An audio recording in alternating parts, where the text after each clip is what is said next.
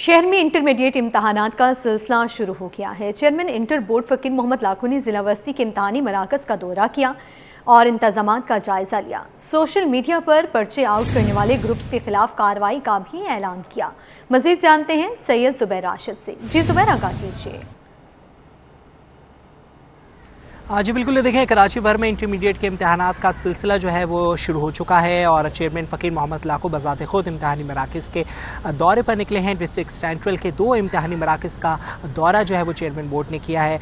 इस वक्त हम मौजूद हैं sir Syed government girls college में और यहाँ की जो प्रिंसिपल हैं रज़िया सुल्ताना ने जो है चेयरमैन साहब को ब्रीफ़ किया कि किस तरीके से शफ़ाफ तरीक़ेकार के तहत यहाँ पर इम्तहान जो है वो कंडक्ट किया जा रहा है। चेयरमैन साहब आपसे बात करेंगे।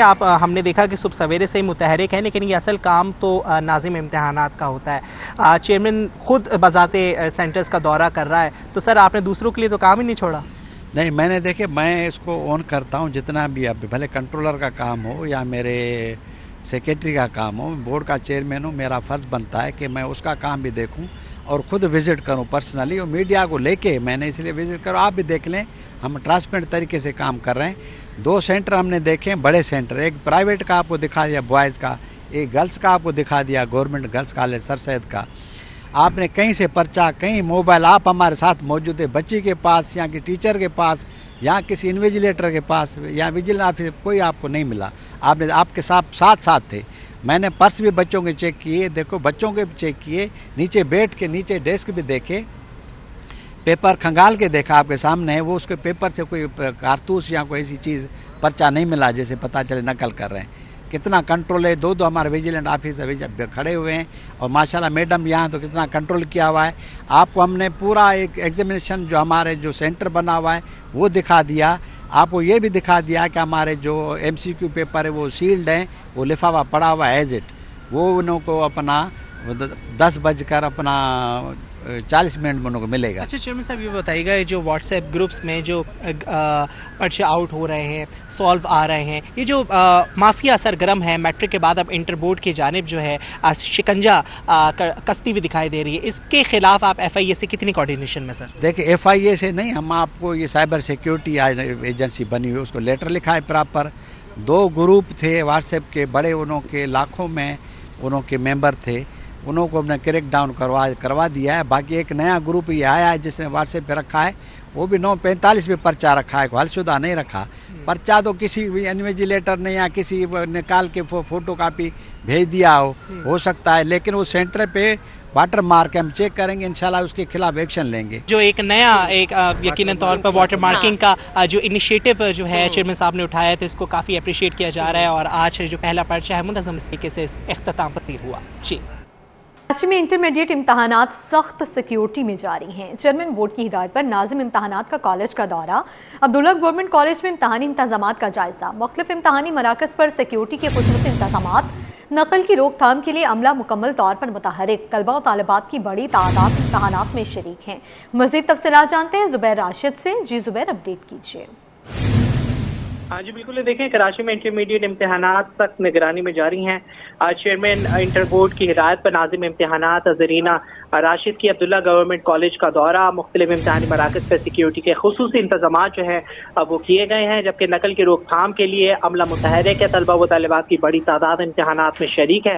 बोर्ड हुक्काम के अचानक दौरों का सिलसिला जो है वो तेज़ हो चुका है। शफ़ाफ इम्तहानी निज़ाम को यकीनी बनाने के लिए इक़दाम जो है वो किए जा रहे हैं, जबकि ज़ाब्ते अखलाक की खिलाफ वर्जी पर सख्त कार्रवाई की हिदायत जो है वो दी गई है।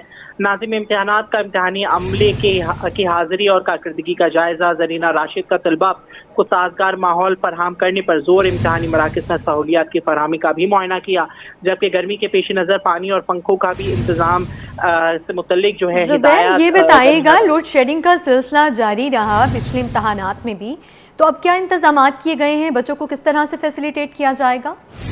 देखिए कि इलेक्ट्रिक जो है ऑन बोर्ड है आला सानवी तालीमी बोर्ड कराची के साथ, तो इम्तहानी औकात-ए-कार के दरमियान इंटरमीडिएट बोर्ड की जानिब से ये दरख्वास्त की गई है कि लोड शेडिंग जो है वो ना की जाए। कराची के मुख्तलिफ इम्तहानी मराकज़ हैं जहाँ पर वैसे तो बिजली की तरह की सच कोई रिपोर्ट सामने नहीं आई, लेकिन कुछ ऐसे इलाके हैं जहाँ पर बिजली की कुछ केसेस जो हैं वो रिपोर्ट हुए हैं कि वहाँ पर लोड शेडिंग की वजह से स्टूडेंट जो हैं वो परेशान है, जिसपे चेयरमैन इंटर बोर्ड फकीर मोहम्मद लाखो ने दोबारा से जो है कि इलेक्ट्रिक हुक्काम से रब्ता किया है और उनको इस बात पे जोर दिया है कि इम्तिहानी औकात कार के दरमियान जो है वो लोड शेडिंग जो है नहीं की जाए। तहम मुख्तलिफ इम्तिहानी मराकज़ का जो दौरा है नाज़िम इम्तिहानात के जाने से भी किया गया है। इंटरमीडिएट का आज पहला पर्चा है जो कि स्मूथली वैसे हुआ है।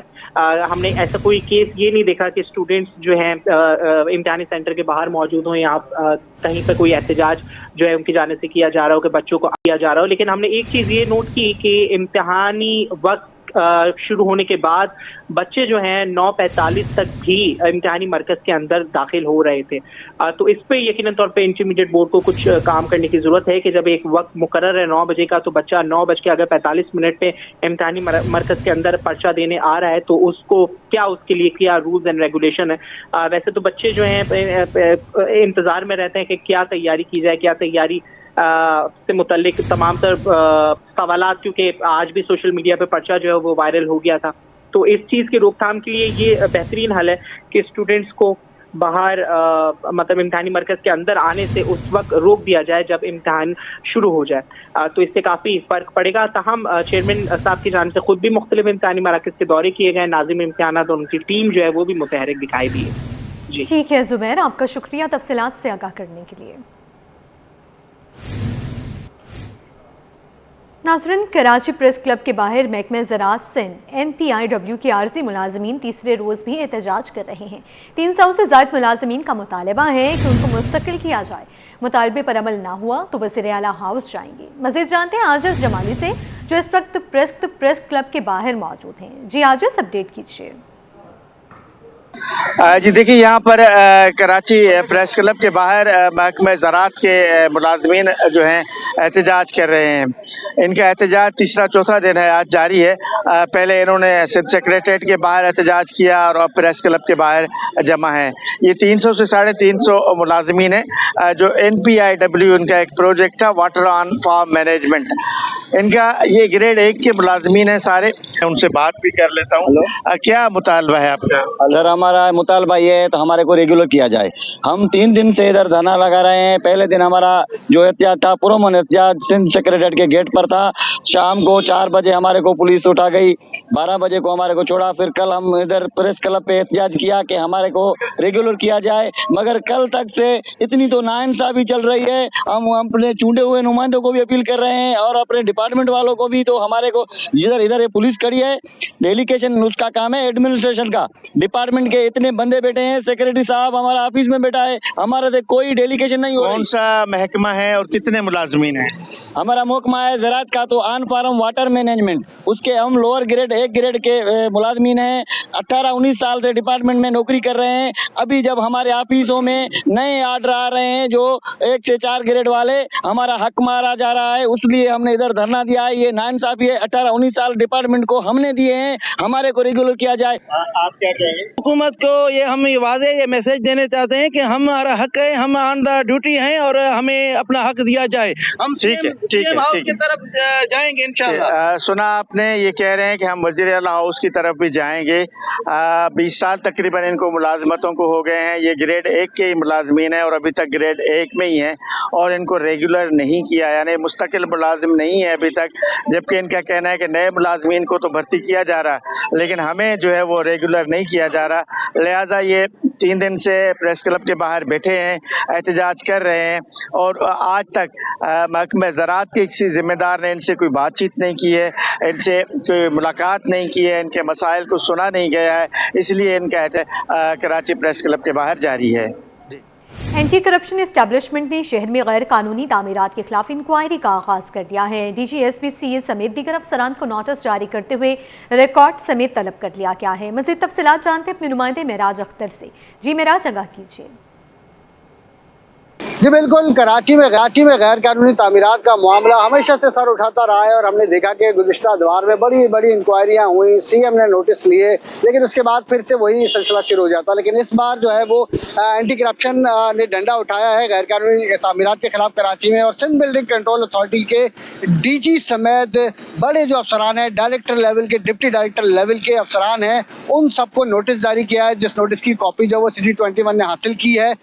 इसके मुताबिक जो कि एंटी करप्शन एस्टैब्लिशमेंट की जानिब से जारी किया गया नोटिस, इसमें जो डायरेक्टर जनरल हैं सिंध बिल्डिंग कंट्रोल अथॉरिटी, इसके अलावा डायरेक्टर ईस्ट हैं, डिप्टी डायरेक्टर हैं और दीगर जो है असिस्टेंट डायरेक्टर्स इसमें शामिल हैं। 220 इमारतों की उनको एक लिस्ट फराहम की गई है और उसका रिकॉर्ड तलब किया गया है। इस नोटिस के मुताबिक एंटी करप्शन ने इन अफसरान को 6 मई को तलब किया गया। 6 मई को वो एंटी करप्शन के दफ्तर में आकर जो है वो पेश हों और उसके बाद अपने बयानात रिकॉर्ड कराएं, और साथ साथ में जो उनके इलाके में 1 साल के दौरान में तामीरात हुई हैं, उन तमाम के नक्शाजात, उनकी अप्रूवल साथ लेते हुए आए, उनकी तमाम डॉक्यूमेंट साथ लेते हुए आए, मुकम्मल रिकॉर्ड 1 साल का जो तामीरात का है वो अपने साथ लेते हुए, और ख़ास तौर पर इसमें जो है डिस्ट्रिक्ट ईस्ट जो कि ज़िला शर्की कहलाता है, वहाँ के मामला सामने आ रहे हैं। तो बहरहाल इससे पहले भी हमने ये देखा कि एंटी करप्शन ने बड़ी इंक्वायरी शुरू की सिंध बिल्डिंग कंट्रोल अथॉरिटी के खिलाफ, लेकिन आज तक किसी भी इंक्वायरी का रिजल्ट हमने नहीं देखा, ना कोई FIR होते हुए देखी और ना ही हमने ऐसा देखा कि उन्होंने उनके खिलाफ कोई कार्रवाई की हो। बहरहाल इस बार फिर नोटिस जारी हुआ है, 6 मई को तलब किया गया है DG समेत दीगर अफसरान को। अब देखना यह है कि एंटी करप्शन एस्टैब्लिशमेंट इसमें उन अफसरान के खिलाफ क्या कार्रवाई है जो लोग गैर कानूनी तामीरात में मुलविस हैं। जी, सिंध हाई कोर्ट के आईनी बेंच में ठट्टा के स्कूल में असासा, इमारत और बुनियादी सहूलियात की अदम फराहमी से मुतालिक दरखास्त की समाअत हुई। अदालत ने डिप्टी कमिश्नर ठट्टा को स्कूल का मुआयना करने का हुक्म दे दिया। मज़ीद तफसीलात जानते हैं अपने नुमाइंदे मुमताज़ जमाली से। जी मुमताज़, क्या तफसीलात हैं?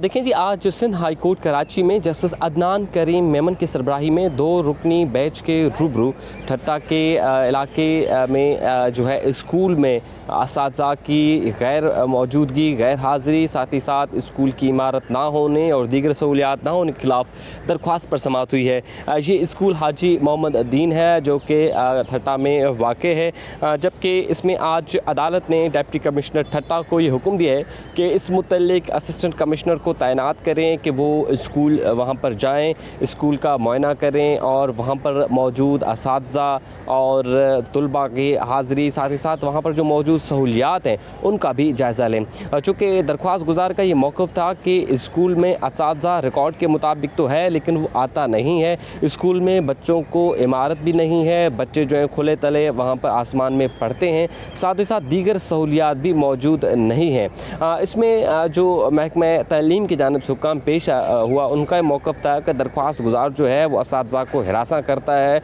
तो लिहाजा असातिज़ा ने जो उससे कबल जो एक उस्ताद था उन्होंने भी अर्ली रिटायरमेंट ली है, जिस पर अदालत ने SSP ठट्टा को भी डायरेक्शन दी है कि लॉ इन्फोर्समेंट के जो मामलात हैं वो भी अंडर कंट्रोल रहें। अदालत ने अदालती हुक्म के नकूल जो हैं सेक्रेटरी तालीम को भी साल करने की हिदायत कर दी है। जी, इंसदादी दहशतगर्दी अदालत में MQM रहनुमाओं और इंतखाबी कैंपों पर हमले की मुकदमे की समाअत हुई।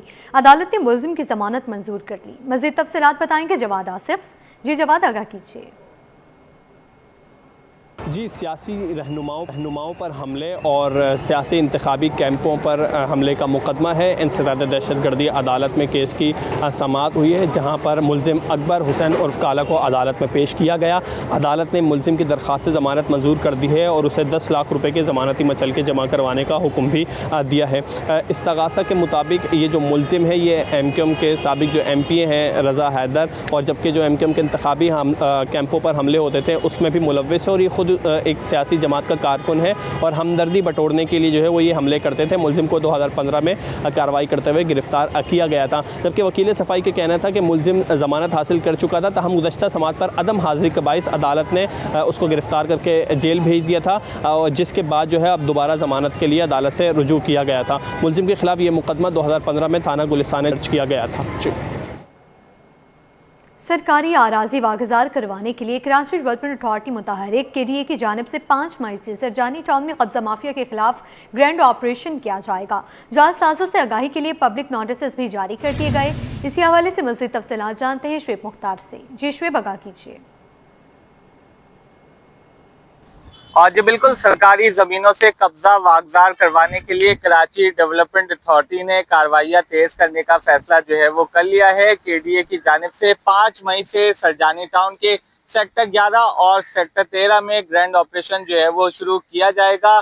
खानो बरोही गोट, बिलावल चांडियो गोट और गुलशन रहमान में सरकारी प्लाटों की गैर कानूनी तौर पर खरीदो फरोख्त की जा रही है। तमाम तर मामले पर director state enforcement KDA Irfan Yousafzai का कहना है कि जालसाज अनासिर जो है मुख्तलिफ रिहायशी स्कीमों के नाम पर शहरियों को धोखा देने में मसरूफ़ हैं और रिहायशी स्कीमों के नाम पर प्लॉटों की खरीदो फरोख्त भी जो है वो कर रहे हैं। सरकारी प्लॉटों की बंदरबाट पर ये शिकायत सामने आई है। ताहम अब जो है वो कराची डेवलपमेंट अथॉरिटी ऐसे तमाम जालसाज अनासिर के गिर्द घेरा तंग करने के लिए 5 मई से जो है सरजानी टाउन में ग्रैंड ऑपरेशन जो है वो 3 मकामात पर करने जा रही है। Director enforcement state KDA Irfan Yousafzai का कहना है कि सरजानी टाउन में कानून नाफिज करने वाले अदारों के साथ मिलकर कार्रवाई की जाएगी और जो भी अनासिर सरकारी अराजी पर कब्जे में मुलव्विस हुए उनके खिलाफ मुकदमात भी दर्ज करवाएंगे और ख़ास तौर पर सरजानी टाउन में जो जगह अब तक जो है वो कब्जा कर ली गई है भी वागजार जो है वो करवाया जाएगा। जी, कराची में बिजली की लोड शेडिंग का मसला संगीन। अलावाला टाउन की मकीन बिजली बंदिश से परेशान हो गए। शहरी कहते हैं कि लोड शेडिंग के बायस रोजगार ठप हो गया, घरेलू अखराजात पूरे करना मुश्किल होता जा रहा है। मुतालिका इदारे मसला हल कराएं। मज़ीद जानते हैं दुआ शकील पराचा से। जी दुआ आगाह कीजिए। जी बिल्कुल, मैं इस वक्त अल्लाहवाले टाउन में एक दुकान के अंदर मौजूद हूँ जहाँ पर गैर एलानिया लोड शेडिंग ने जो है शहरियों को परेशान कर रखा है और शहरियों के ख़ास तौर पे दुकानदारों को, उन लोगों को जिनके कारोबार हैं, जिनकी दुकानें हैं इस इलाके में, वो बहुत ज़्यादा परेशान हैं बिजली की गैर एलानिया लोड शेडिंग से। तो इन्हीं से जान लेते हैं कि क्या मुश्किलात पेश आती हैं। अच्छा, मुझे बताइएगा कि जिस तरह आपके पास ये जो है शॉप है, फ़ोटो कॉपी वाली मशीन है, जिस तरह, तो इसमें कारोबार को कितना असरअंदाज होता है बिजली ना आने की वजह से, और बिजली जो है कितने घंटे जो है वो नहीं आते? तकरीबन 11 घंटे बिजली गायब रहती है और सुबह 7 बजे चली जाती है। जो काम का टाइम होता है, शॉप भी 7:30 खोली जाती है और 10 बजे ऑफ करते हैं। तो 10 से 11 तक 2 घंटे जो मिलते हैं वो लाइट का मतलब प्रॉपर बैठते हैं। बाकी दिन पूरा लाइट जो है जो टाइम काम का है उसमें लाइट ना होती ही नहीं है हमारे पास। परेशानी तो कारोबार फिर आपके सामने टाइमिंग में जब ना हो, और मेरा काम भी तकरीबन टाइपिंग का ही है, इस वजह से काफ़ी परेशानी है। क्या कहेंगे इंतजामिया को, हुकूमत को, क्या जो है दुरानिया कम कर देना चाहिए, क्या क्या कहेंगे? दुरानिया भी कम करें और अपना टाइमिंग थोड़ा सेट करें, थोड़ा कारोबार में लोगों को आसानी हो। किराए है, बिजली के बिल है, 1000 मामलात हैं, आदमी कहाँ से करेगा। जी बिल्कुल, इनकी गुफ्तगू आपने सुनी। इनका यही कहना था कि बिजली की गैर एलानिया लोड शेडिंग से और बहुत ज़्यादा तकरीबन दिन में जो है 11 घंटे बिजली नहीं होती, जिसकी वजह से इनके कारोबार जो है बहुत ज़्यादा असरअंदाज हो रहे हैं। तो उनका यही कहना था कि अगर लोड शेडिंग जो है मुकम्मल तौर पर ख़त्म नहीं कर सकते, लेकिन इनके दुरानिया जो है वो कम से कम कर देने चाहिए, क्योंकि जो काम के औकात है, औकात में जब लड़ी है तो इनके कारोबार बहुत ज़्यादा असरअंदाज होते हैं। जी, मेयर कराची की हिदायत पर पानी की मुनसिफाना तकसीम के लिए इक़दामात जारी हैं। स्कीम 33 में 24 इंच डायामीटर लाइन की तब्दीली का काम शुरू। एग्जीक्यूटिव इंजीनियर इरफानुल्लाह का कहना है कि लाइन मुख्तलिफ मकामात से टूट फूट का शिकार थी। तब्दीली से पानी की सप्लाई में बेहतरी आएगी। मज़ीद तफसीलात जानते हैं एहसन अब्बासी से। जी एहसन, बताइए। जी बिल्कुल, स्कीम 33 में इस वक्त मौजूद हैं। सपुरा टाउन की हुदूद है जहाँ पे वाटर कॉर्पोरेशन की जानिब से 24 इंच की लाइन को जो है पानी सप्लाई की तब्दील किया जा रहा है। टूट फूट का शिकार थी लाइन, जिससे पानी जो है वो रास्ता था और वो पानी जो आवाम के घरों तक पहुँचाना था वो ज़ाया होता था, जिसको महफूज बनाने के लिए ये काम किया जा रहा है। एग्जीक्यूटिव इंजीनियर हमारे साथ मौजूद है, उनसे जान लेते हैं। सर बताइएगा, कितने इंच की लाइन है, कितनी लंबी लाइन है और मकसद क्या है, और इस काम के होने के बाद क्या फ़ायदा होगा? अच्छा, दरअसल में ये मेयर साहब CEO CWO की हिदायत पे ये 24 इंच का पाइप है और PRC पाइप है। काफ़ी अरसे से डैमेज था, इस पर हमने मुतअद्दिद कॉलर लगाए, उसके बावजूद जो डबल लोड आ रहा है वहाँ पे ये पाइप क्रैक हो गया था। फिर टेक्नो को हमने बताया, फिर टेक्नो ने आके इस पर विज़िट किया और ये 160 फीट P पाइप है ये हम तब्दील कर रहे हैं ताकि ऐसे पानी की सप्लाई बेहतर हो सके। ठीक है, बहुत शुक्रिया नाज़रीन। ये 160 फीट की लंबाई है इस पाइप की, 24 इंच दायरे का ये पाइप है। इसकी सप्लाई जो है वो बंद कर दी गई है। लाइन में मौजूद जो पानी है ग्रेविटी का वो इस वक्त समर पंप की मदद से निकाला जा रहा है ताकि उसके बाद इस मुकम्मल लाइन को जो है वो उखाड़ा जाएगा और नई लाइन जो है वो इस इलाके के लिए दी जाएगी ताकि उससे जो सिलसिला है पानी की तकसीम का मुनसिफाना उसमें बेहतरी आ सके। जी, शहर कायद में पानी की किल्लत संगीन। लांढी नंबर 6 5C सेक्टर की मकीन बूंद बूंद को तरस गए। इलाका मकीन वाटर कॉरपोरेशन और मकामी इंतजामिया के खिलाफ फट पड़े। कहते हैं कि सरकारी दफ्तर के चक्कर लगा लगा कर थक गए लेकिन कोई सुनने वाला नहीं है। मजबूरन अपने मसाइल के हल के लिए सड़कों पर निकलना पड़ेगा। मज़ीद जानते हैं नुमाइंदा मोहम्मद खुर्शीद रहमानी से। जी खुर्शीद, बताइए। जी, हम इस वक्त मौजूद है लांडी के इलाके में और 5C का इलाका है। यहाँ ना पानी आता है ना बिजली आती है, लेकिन बिल ज़रूर आते हैं। यहाँ के इलाका मकीन गुज़िश्ता 4 माह से जायद हो चुके हैं, पानी को तरस रहे हैं, महंगे दामों टैंकर खरीदने पर मजबूर हैं। कहते हैं कि महंगाई की सूरत हाल में महंगे दामों टैंकर किस तरह से खरीदें और घर का खर्चा किस तरह से उठाएं। इस इलाके के लोगों ने मुस्तकिल जो सरकारी दफातर हैं उसके चक्कर भी लगाए हैं, मुंतखब नुमाइंदों को भी कहा है और अपनी दाद फरियाद दरख्वास्तें शिकवे शिकायतें सभी हुक्मरान जो दफातर हैं उस पर दस्तक दी है, लेकिन गुज़िश्ता कई माह से किसी किस्म का कोई असर दिखाई नहीं दे रहा। इनसे गुफ्तगू करते हैं कि वो इस सारे मामले पर क्या कहते हैं और इसकी जिद्दोजहद के लिए वो अब तक क्या क्या कर चुके हैं।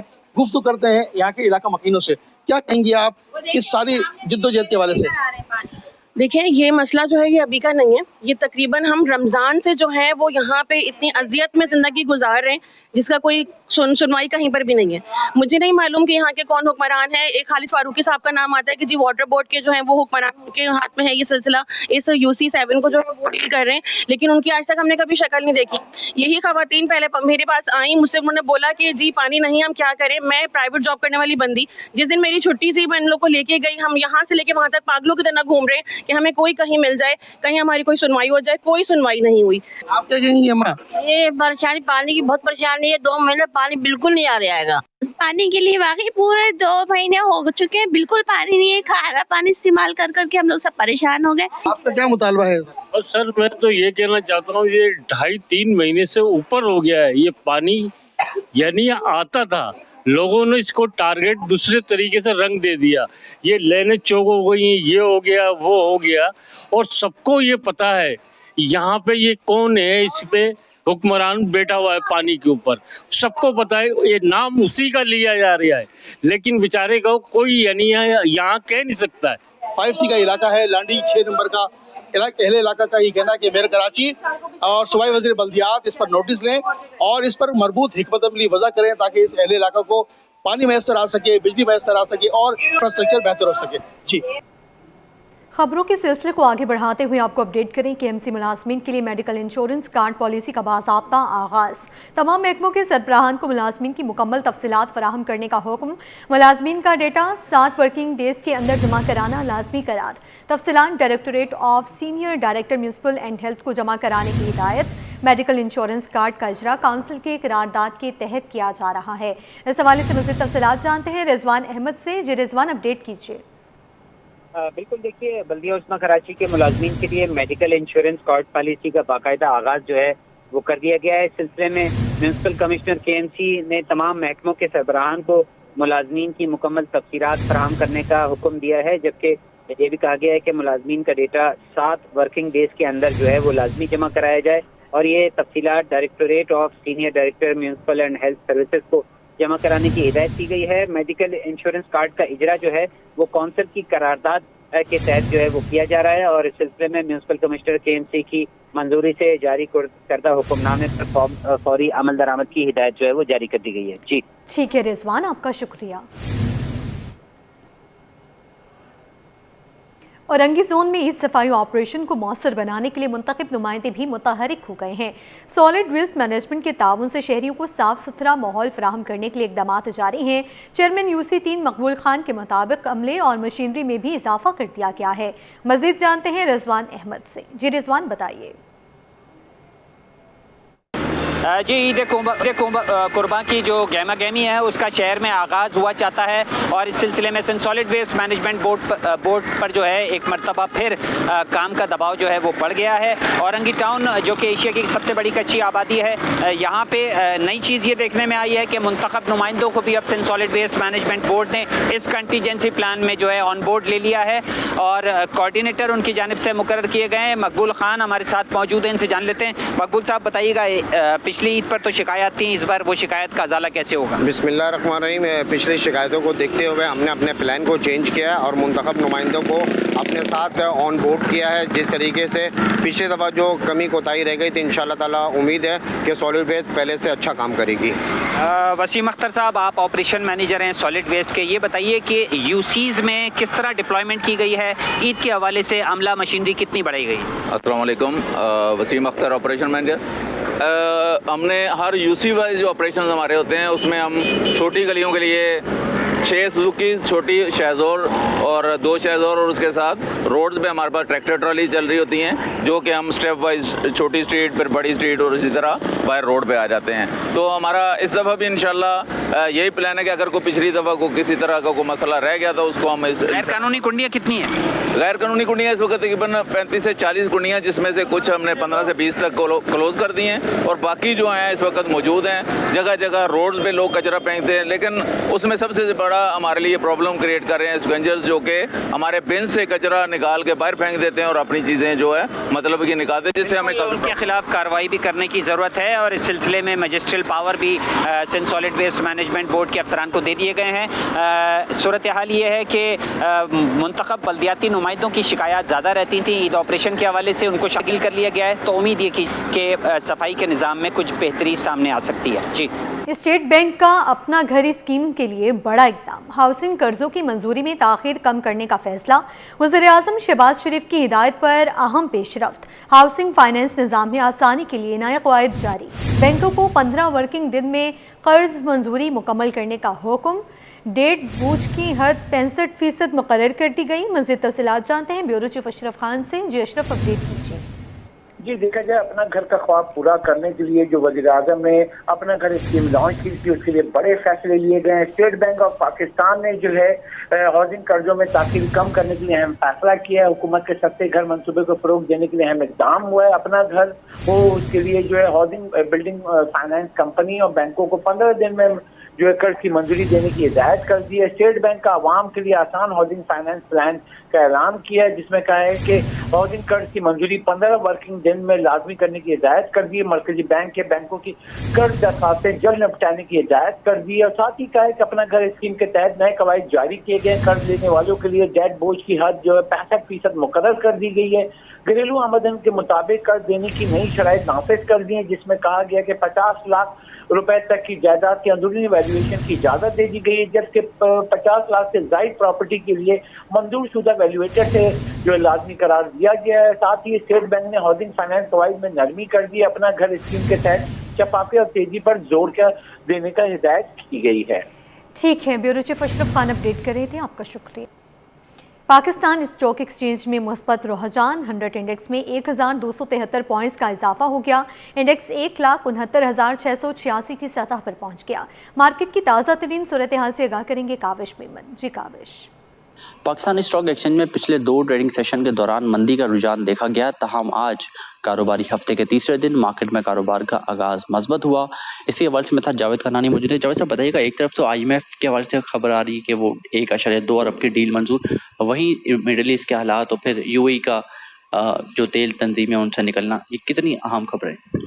देखिए, आज कल जैसे एक नेगेटिव न्यूज़ आई कि इंटरेस्ट रेट का इजाफा हुआ था और आज ये अच्छी खबर आई कि 1.2 अरब डॉलर की जो मंजूरी हो गई है, तो इसका मार्केट ने अच्छा असर लिया और मार्केट आज आपको प्लस नजर होती है। जहाँ तक मिडिल ईस्ट का ताल्लुक है तो वहाँ ओपेक से जैसे UAE निकल गया, अब उसकी जो असर है पेट्रोलियम प्राइस पे आएगा और इसका इफेक्ट थोड़ी सी महंगाई पे भी आएगा। लेकिन हो सकता है कि सऊदी अरब उसको मनाने की कोशिश कर रहा है, हो सकता है कि वो फिर से ज्वाइन कर ले।